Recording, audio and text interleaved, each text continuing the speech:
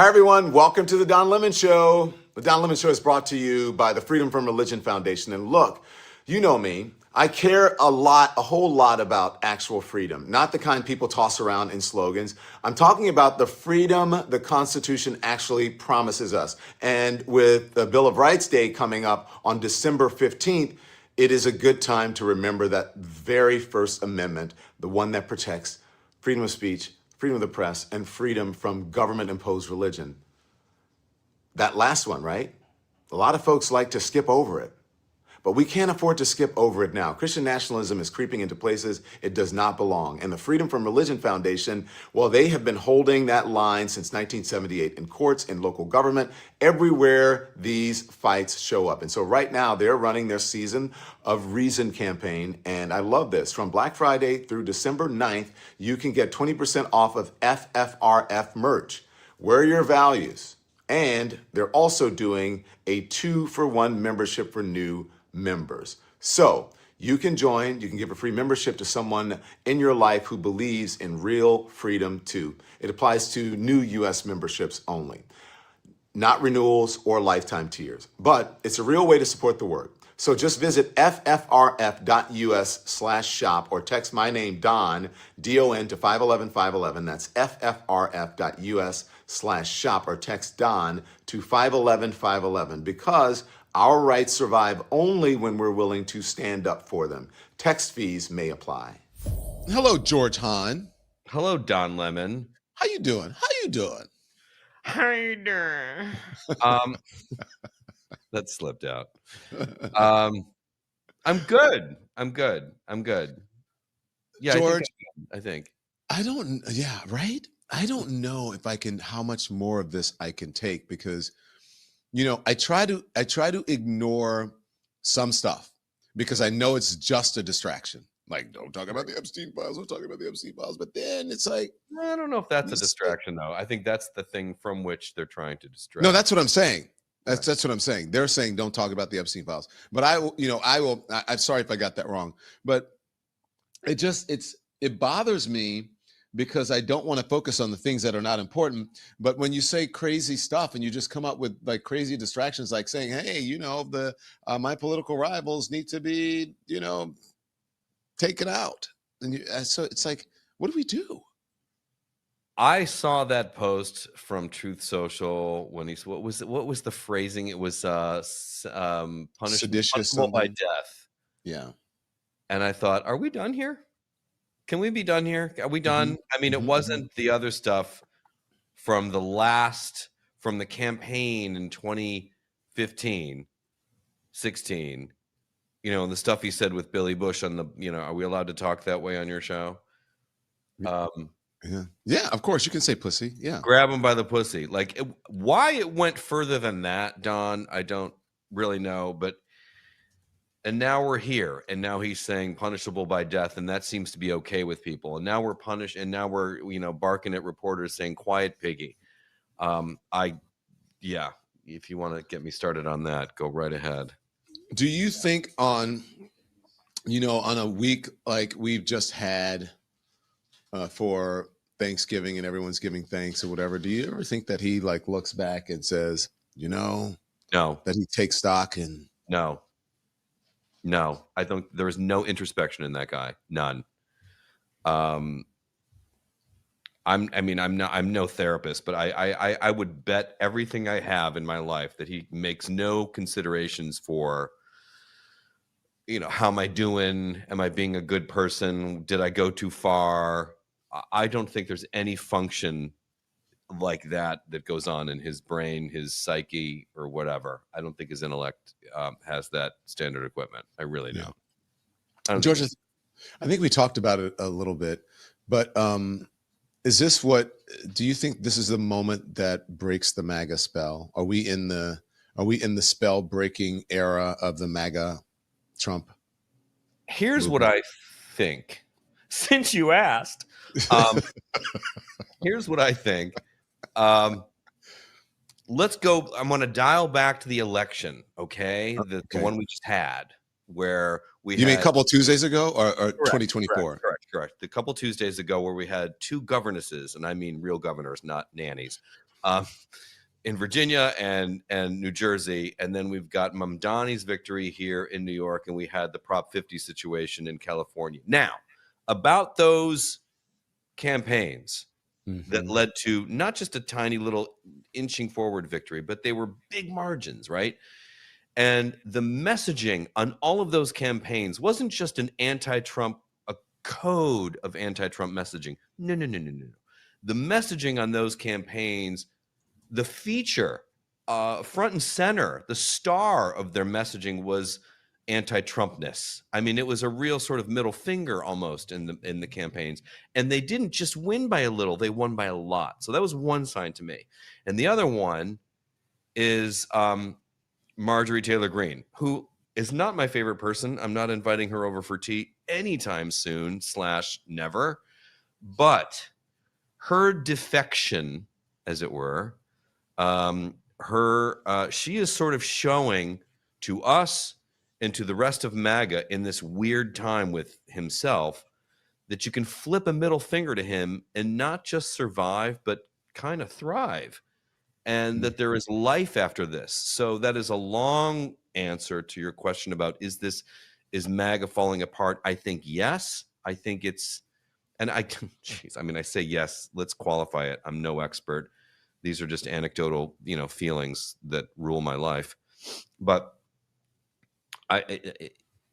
I would put my money on the notion that MAGA is about to lose its identity, because when he goes, man, that's kind of it. We might have talked about this. There's no talent on the bench. No, I mean, that's not JD Vance doesn't have Riz. Oh, is that talent? Is that what we're calling talent? Is that what RuPaul considers charisma, uniqueness, nerve, and talent? No, I just said, I said that he doesn't have the Riz.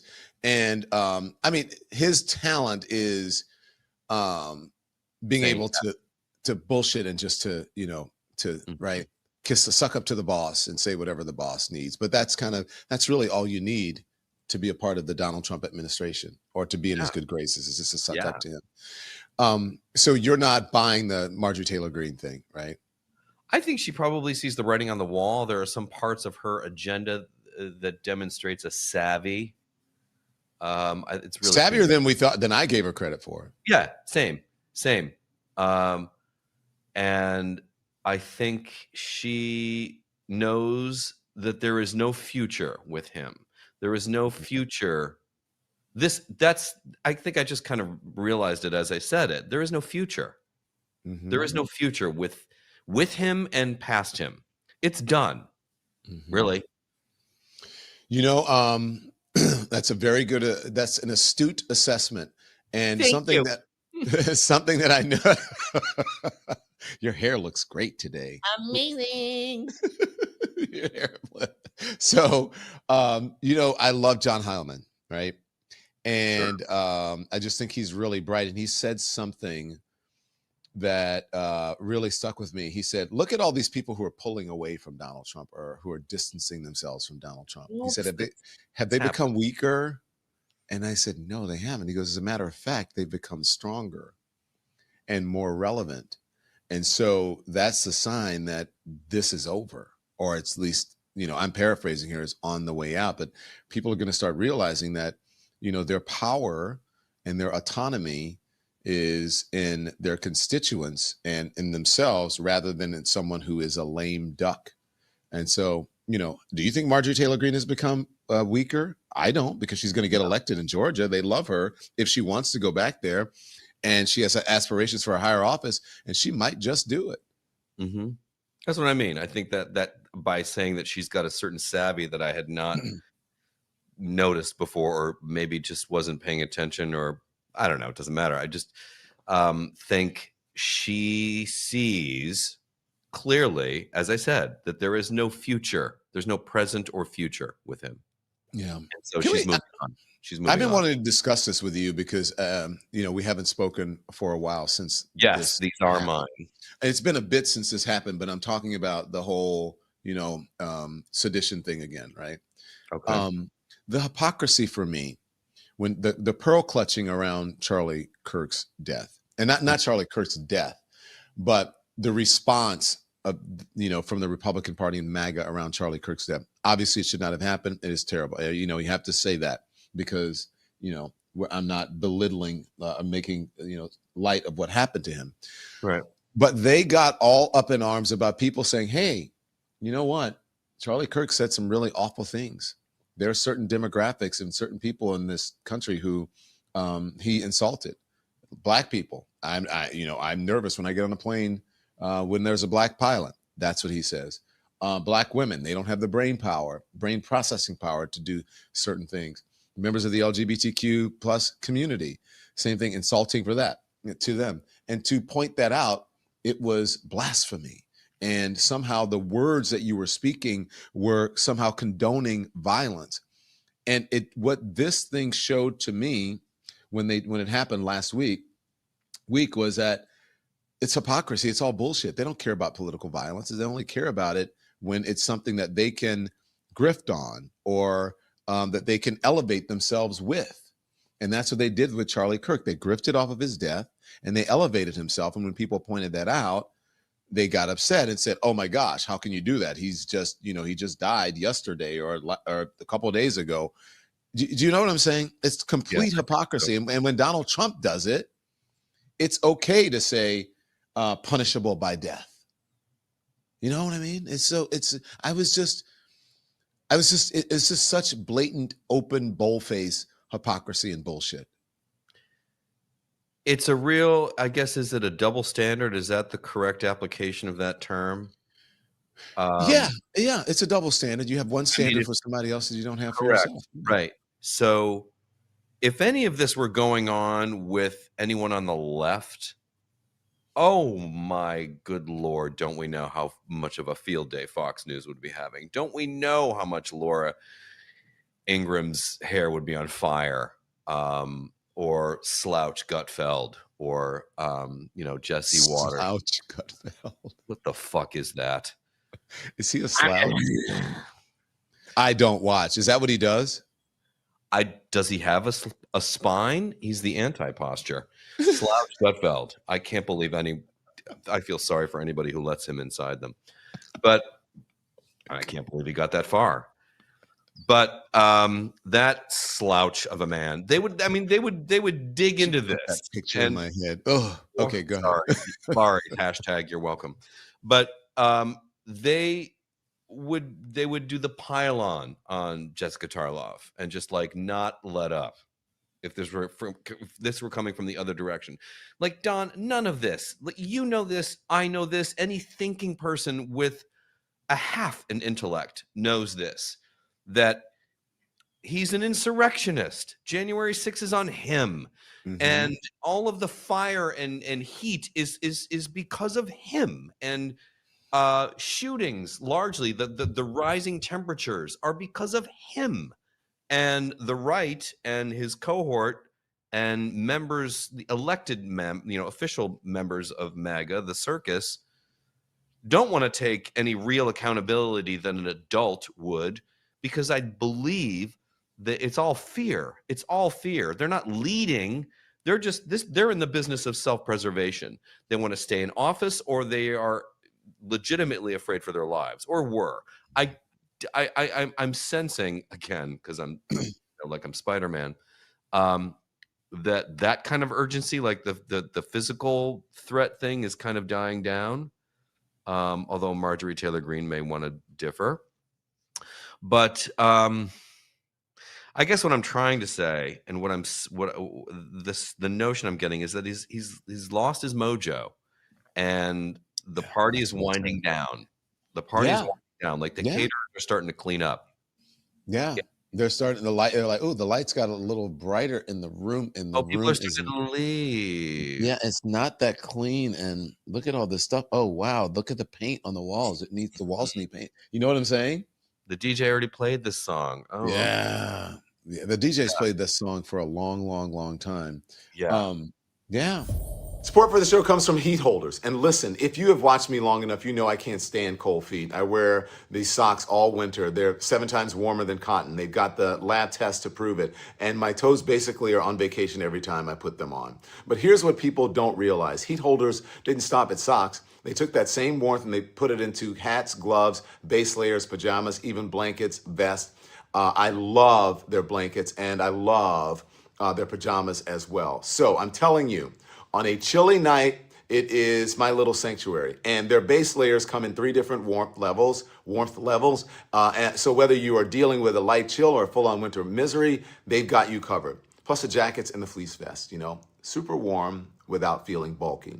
With over 40,000 5-star reviews, they're the real deal. So here's the move. Go to heatholders.com, and between now and Cyber Monday, you can use my code DON25 to get 25% off of your order. Free shipping on orders over $25. So just use Don25 at heatholders.com. Heat Holders keeps you warm, comfy, and cozy from head to toe. Support for the show comes from Lean. And look, it's Black Friday season when even the doctors are having sales. The folks at Brickhouse Nutrition, their biggest sale of the year is happening right now. 30% off everything. If you're trying to get healthier or feel better heading into the new year, this is actually the time to jump, okay? Their product Lean is doctor formulated for people who want to lose real weight without injections. No appointments, no needles, just something that works with your body. They've also got Creatone, which is creatine designed specifically for women. It helps you feel stronger and leaner without having to overhaul your entire routine. And then Field of Greens, the only superfruit and vegetable blend shown in university study to slow aging. Your doctor will notice the difference. Sleep, collagen, everything they make, 30% off right now. Just go to brickhousesale.com. Nice and simple, brickhousesale.com. One more time, brickhousesale.com. So as you sit around with your family, friends, this Thanksgiving season, and I ate way too much. Mm-hmm. What are you grateful for, George Hahn? Speak for yourself. I ate like a slender, responsible person. I had a slice of lemon and a Tic Tac. All right, I had a sprig of parsley. I am grateful. Don't forget the ice cube. And a toothpick. I am grateful for a lot of things, but Don, my gratitude is not for any grand things. I am grateful for the fact that I have people in my life about whom I care. I have a family I love and care about. I am grateful for good friends. I am grateful for my dog, who is right here at my feet as I speak to you.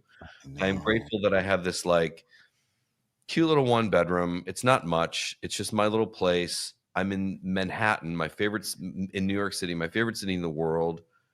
I am grateful for the gift of enough. Mm-hmm. I look at it's so easy. Into our faces gets shoved like luxury porn.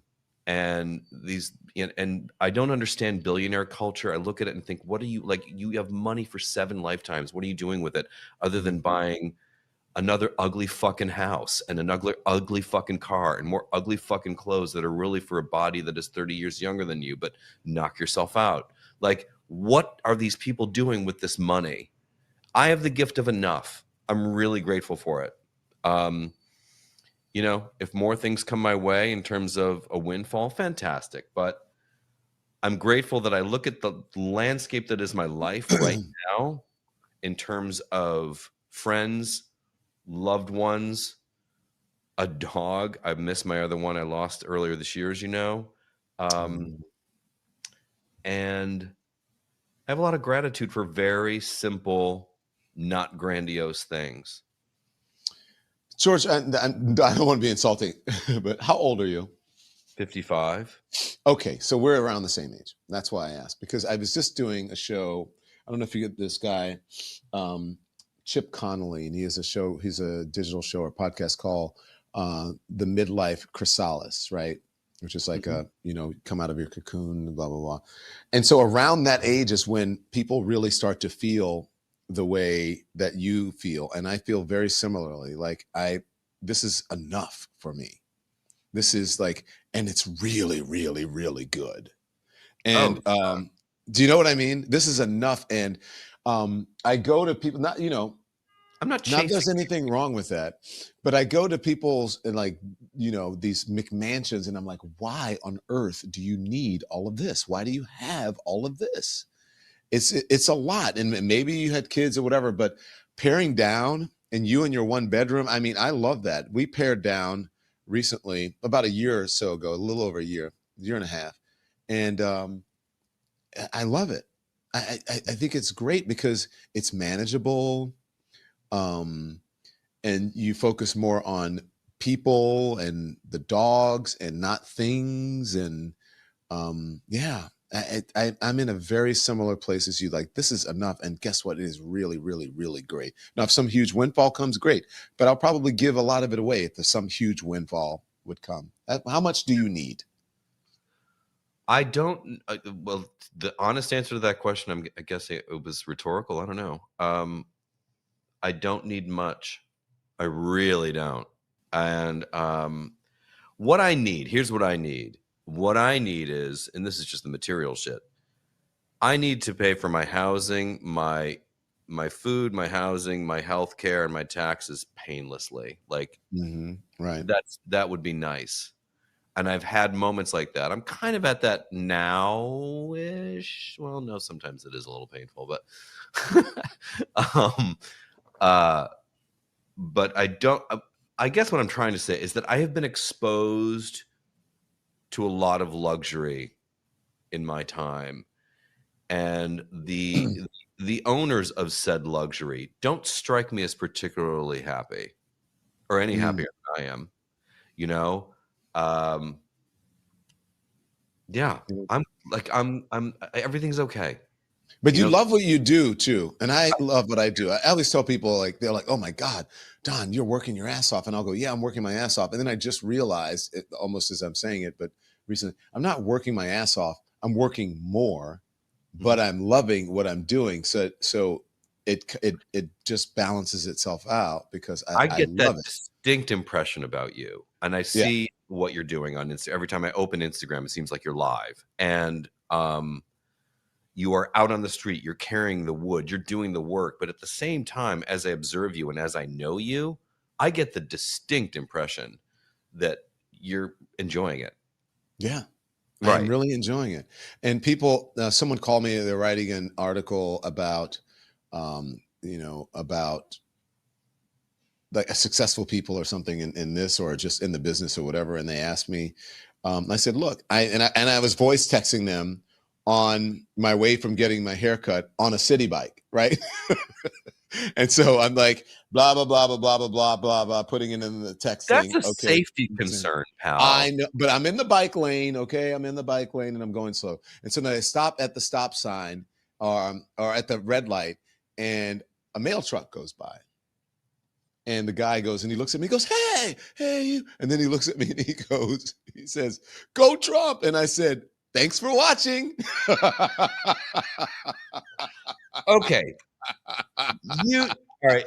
Speaking of gratitude, all right. So you touch upon something, and you get this on a much bigger scale than I. I mean, I get this on a smaller scale, and I enjoy the scale on which I have it, which is living in this amazing city. And I have the wonderful gift of being of knowing some impressive people who do impressive things, and I get to be invited to things, and that's nice. And I go out somewhere and I get stopped, 2 or 3 times whenever I go out by someone. I love what you do, and I see you, and I love what you're doing, or I don't, or whatever. And it's never on a level of, oh, I need security or something like that. It's on a very manageable level. I can go into a store and not really be bothered or something. But it's nice, don't you Yeah, think? it is. Unfortunately, I am, at times I need the security, I but know that's what I mean. You're getting it on a much yeah, different scale. but it is nice, but also a little unnerving because this is me when I'm out because I'm out. I don't have my hat, but I'm wearing like a a You're little wearing skull your cap in the brand. winter, have sunglasses on, and some people still do, and I'll have a bike helmet on, and some people go, "Oh, Don Lemon." I'm like, how on the hell did you know it's me? But I'm constantly like this, George. You need a new wig. I'm like this. I'm looking around. My head's on a swivel all the time, so I don't like that. Like you kind of develop that third eye where you can see in the periphery if somebody is noticing. Yeah, but I'm just, what is someone going to come up and say or do or whatever, because you never know. So You've had a lot of heat. Yeah, for sure. Yeah. I had a lot of heat, and I got a lot of heat from you and other people because of my question to Scott Galloway. Oh, yeah. You had to go there, huh? If you ever listen to anyone who's ever listened to the Pivot podcast or if ever listened to Scott Galloway, that's all he talks about is. I know. I would have phrased it differently, though. You would have? Yeah. What would you have said? Have you ever seen his dick? No. Like, don't use anatomically correct verbiage with that man. Are you crazy? Have you ever seen Scott's dick? No. The thing was, so I said they cut the first part out, and I said, and Scott had just been like. Can we clarify for the kids, by the way? Yeah, I'm going to tell. Yeah, that's what I'm doing. So so Scott and Kara invited me to their show in New York, but I couldn't go because I had an event in DC that night. It was a Monday night. And then I said, oh man, I just accepted to do an event in DC. I wish you had asked me like 2 hours earlier. And she said, okay, well, I'm going to be in DC on Tuesday. Why don't you stay over a night and come to the show? And so I said, okay. So I arranged it. And they wanted me to be the surprise person in the audience to ask the first question. And she said, make it spicy. And I said, okay, I got your spicy. But I had a very serious question for Scott, but I needed to do something fun. And so I came up with this at just the last second because I wasn't going to do it. But then I said, as that, the show was going on, there was, levity, and it was funny, and it was a bit light. And I said, this question is kind of heavy. And so Scott gets up, he's talking about testicles, and then he's lifting his shirt and he's showing his stomach and, preening in front of the crowd. And I said, oh my God, all right, I'm going to ask this question. So I got up and I said, Kara, my question is for you. I said, Scott, I have a question about your book or whatever, but my question is for you first. If you guys will allow me 2 quick questions. And I said, Scott is always talking about being in various states of undress and other things. And he's been showing whatever his skin and stomach or whatever. And I said, I think I said, Scott is always, anyway, the question was, have you ever seen Scott's penis, and is it everything that he thinks that it is? The crowd. Yeah. The crowd went crazy. They did. You can see this. It's in the Pivot Instagram feed. And you texted me immediately when she sent it out, when she posted it. Why? What did you think? Did you think it was inappropriate? It's not the question I would have asked. It's the question you would have asked. Yeah. I would have asked. I don't know. I would have to give it some thought. Support for the show comes from Z-Biotics. Let me tell you, this stuff saved me after a night out with friends just this Thanksgiving, okay? I had one of those evenings last night for Thanksgiving where you think, you know what? I'm gonna keep it easy. I'm just gonna have a drink or 2, maybe 3. And then the next morning, it tells a real story. Well, Z-Biotics was amazing when I tried it, okay? This little pre-alcohol probiotic. And today I feel great. I woke up and I'm ready to go. Ready to do the show for you. No dragging myself around to try to get things done. So here's why it works. When you drink, your body creates a toxic byproduct in your gut, and that's what makes you feel awful the next morning. Z-Biotics gives your body an enzyme that breaks that stuff down. You just drink it before your first drink, enjoy the night, and you feel better the next day. So if you've got holiday parties, dinners, anything coming up, bring Z-Biotics with you. Go to zbiotics.com/lemon to get 15% off of your first order with the code LEMON at checkout. They've got a 100% money back guarantee, no questions asked, so there's 0 risk. That's zbiotics.com/lemon. Use the code LEMON for 15% off. Yeah, Scott loves showing his tits more than a stripper. I mean, He really does. It's a thing. And I get the sense that he's enjoying it while he can. Did you see what Ed Helms did after that? No. Oh, yes, I did. In LA? Yeah, the question that he asked about my question. Yes. Yes, yes. He was funny. He was funny. I thought Chelsea did a great job here in New York. We're talking about the Pivot Tour kids, by the way. Curtis Sliwa, who lives on my block, actually. Curtis Sliwa lives on your block? He's a cartoon. They wanted to give me $2 million to leave the race, and then they wanted to give me $4 million, then they offered me $10 million, and this is like, you talk like this like you're in a cartoon. And I'm like, this guy's amazing. Anyway, yeah, he lives on. I actually loved him at the thing, but yeah, I thought Ed Helms was pretty hilarious. I just sent my producer something of Ed Helms, and I would like to put it up if we can, but Ed Helms asked a question about my question. It was just really fun because during the answer to my question, Scott told Kara that Kara's answer was no. And then Scott told Kara, like, one day you're going to meet Big Ed and the twins.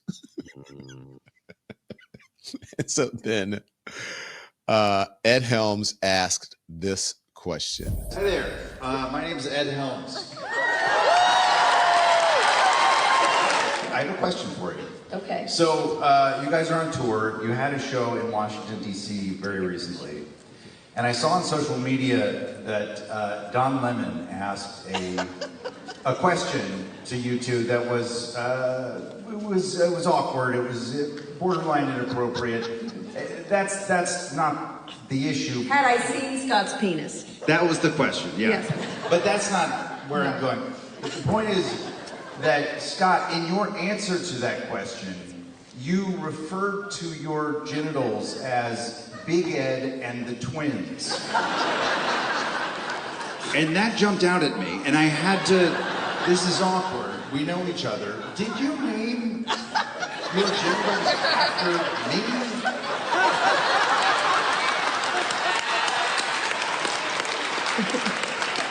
Oh, yes, that's good.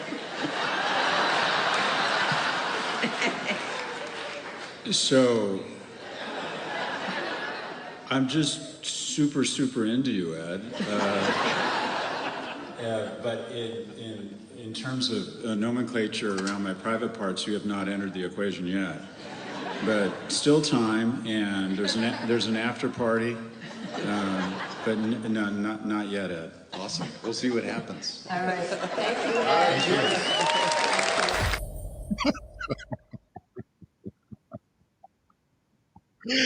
George, what did I start?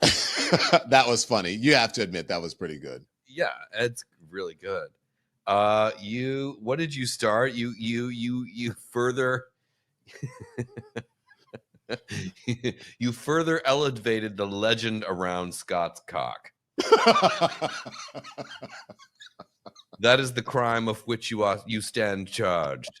That is the crime with which you are charged, sir. For elevating the legend around Scott Galloway's cock. Yeah. We love both of them and we know both of them. You're very close to Scott and Kara, and I'm not quite as close to either of them as you are, but Kara and I are pretty close. They're so great together. I love listening to their podcast, but I mean, their live shows are they're equally as good, if not better, I think. Well, the interesting thing about them, and this is what kind of got my attention, and this is how I partly got on this, train that I'm on. It started on social media when I heard them on Pivot. I think I first heard them. Kara had her previous podcast, which was Recode Decode or something. And Scott was a guest a couple of times. And he came on my radar then. Anyway, on paper, their relationship should not work. It really shouldn't. Mm-hmm. And I do know that when Kara pitched the idea of doing this podcast with him, there were people in her circle who were like, no, that's wrong. You guys are like oil and vinegar. And she's like, that's kind of the point. And you can say whatever you want about Scott Galloway, but that guy's brain operates on a very different plane. Like there's something, I don't want I'm trying to reference a movie and I can't think of it. It's not coming to me, but like Scott will come up with numbers and connect dots, and those synapses fire on a level that doesn't happen with like you or me, you know? So he brings the goods, as it were, to her party. And yeah, on paper, that association looks very strange. There was this like lefty lesbian, 5'2" lesbian, and there's a guy who was a whole foot taller or more, really, who is not so lefty. I mean, Scott's a liberal, but I would maybe a moderate. Well, hence the name of his podcast, Raging Moderates. But yeah, it's interesting. They're like siblings. They're almost like siblings, I would say. Yeah, and it's weird because, but the thing is that they're also adults. I remember when I was going through, the things that I went through at CNN, and she said, Scott and I treat each other like adults, and I'm not, she's not a snowflake, nor is she someone looking to, advance herself from someone else's. You know what I mean? No. And so it was very, she just gave me some great advice. The question, so I love her, and Scott is amazing too. And Scott has this great book out. And so the question that I wanted to ask him, and Kara loved it. I mean, finally, when the real question came out, she knew what I was doing. And I said, Scott, you talk about a crisis among young men, but which young men are you talking about? Because a lot of them grew up thinking that the world was theirs. Every door open, every advantage waiting. Now that the world's changing, they call it a crisis. But for Black men, brown men, working class men, and for women in general who have been fighting twice as hard for half as much, crisis isn't new. It's just life. And the few books that tell the story, the truth about, especially about Black men, they're the ones being banned. So I've got to ask you, is this really a crisis, or is it just the shock of privilege meeting reality? The audience goes, woo! Kara says, great question. And Scott had a brilliant answer. And his mind works the way. And I think he needed to explain that, because I hear that from a lot of people, and so does he. And he had a 7-minute answer, and I thought it was great. So that was my strategy. I didn't want to start with that because I thought it was a heavy question, but I probably could have. But you get my point. Yeah, I think there are also, it's a challenging element he's addressing, because, and for those of you who don't know what we're doing, Scott Galloway wrote a book called Notes on Being a Man. And it addresses the, men in crisis, because, for example, when you hear that there's a mass shooting, you already kind of know who it is. It is a disengaged, disenfranchised young man who is, not working, not connecting with mates, and doesn't have friends, a lot of things. What Scott often gets blowback from, I know some women who respond to this, his address of this, and say, buddy, for centuries, women have been at the mercy of men and been pushed down, paid less, abused, raped, murdered, told they were less than, just made smaller by men. And women kind of look at this and look at the situation where men are saying, we are in crisis. So if you look at the timeline of centuries of that, and then this little blip on that timeline where men are having a little hard time, and women go, uh-huh. Yeah. Well, that was my question. That was my question. And he answered it. And I think he said, sort of something that most people say, or many people say, this is not an oppression Olympics. There is an actual, regardless of who it is, there is an actual crisis. And I agree with that. And I also think it has a lot to do with algorithms. I think he talked about that as well, and that we're in a very different time right now. So, but, to me, it's similar to the opioid epidemic, right? Remember, there's a crisis in America and Middle America and blah, blah, blah, blah, blah. And then Black people were going to, where were you when the crack epidemic was happening?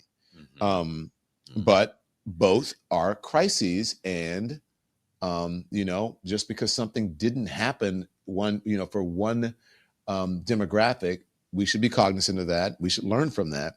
But this is also still a crisis. All the numbers and the stats show that. 100%. There's a problem. Yeah. But I will say this to wrap that in a bow. And I will say this, or maybe it doesn't wrap it in a bow, but with these men, people like to claim or want to be able to claim some kind of victimhood.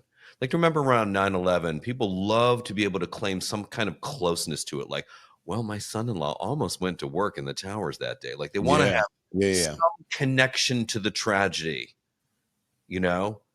And in terms of members of society who have a hard time, you know, at the bottom of the barrel in terms of who got the worst ticket in the lottery, you're looking at a person of color who doesn't identify as straight. They're going to have a tough time. You go to the top of that, it's a white heterosexual male. They are the ones who, I just talked about this on a podcast with Greg Proops, great stand-up comic, one of my favorites. And I said, straight white guys are the only people in the hierarchy who do not have any natural predators. They kind of have the least to complain about. You got 1 out of 3. I got 2 out of 3. Mm-hmm. You know, you are a male, but you are not white and you are not heterosexual. I am a male. I am white. I am not heterosexual. And I have been assaulted. I've had friends abandon me. I've been shunned, like earlier years. I mean, things are better now, of course. But because of my sexuality, I've gotten some shit, right? And to this day, I still don't feel comfortable. I would not feel comfortable holding hands with a mate going down certainly not in Cleveland, where I'm from. But a guy like Scott can walk anywhere holding hands with his wife. And there is he's not under any physical threat. And you have to have both hands on the wheel when you get stopped by a cop, that kind of thing. So everybody wants to be able to claim that they have some kind of hard time because it gives you cred. And you want to be able to sit at that table where people have had some hard times. But at the end of the day, some people don't have a seat at that table. Wow.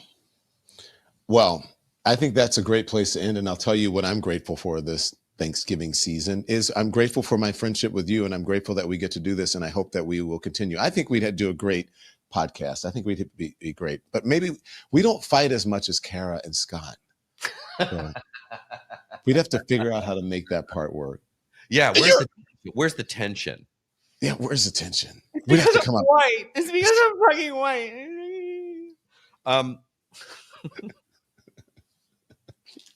Thank you, George Hahn. Mean to me because I'm white. I adore you, Don, so much. And, I sit here and talk about this, nice ride that I'm on and this nice life that I have and these nice people that I get to know. And you're at the top of that list, buddy. And I adore our friendship. And I adore the fact that we got to know one another. And I get to call you and text you and naughty jokes. Shh. I mean, allegedly.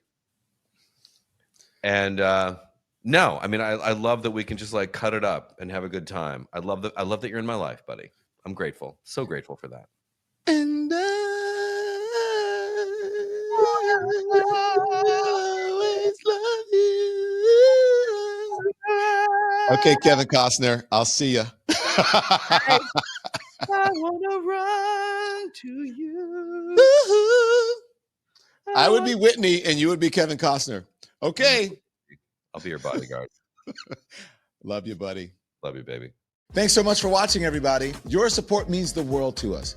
Don't forget to hit that like button and subscribe so you never miss a show. We're live every weekday at 10 a.m. and 5 p.m. Eastern Time with new clips dropping at 2 p. and 8 p. And if you want even more Don Lemon Show content, join the Lemon community. Members get exclusive posts, behind-the-scenes videos, and live chats just for you. So hit the join button or visit our channel page to sign up. Thanks again for all your love and your support, and I'll see you next time.